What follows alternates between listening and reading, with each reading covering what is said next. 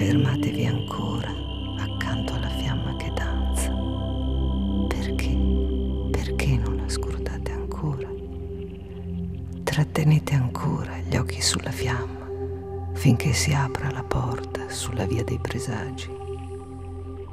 Ascoltate, dal limbo oscuro del tempo sale la voce antica dei sogni per svelare i segni di quella eterna notte nella quale gli dei malvagi hanno preso d'assalto il mondo tra le grida delle servitrici di Diana, mai paghe di viscere crude d'animali che ribolliscono come il sangue di Giovanni sul piatto d'oro di Salomè.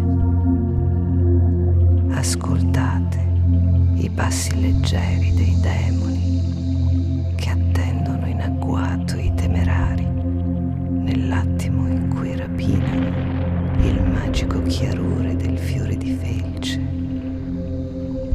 Ascoltate il cuore, il respiro unirsi al pulsare dell'abisso, al ritmo inesausto degli astri, sprofondare nell'infinito.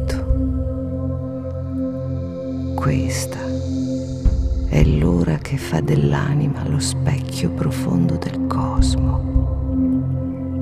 Cercate i fili sottili che legano nella caverna del tempo il visibile e l'invisibile.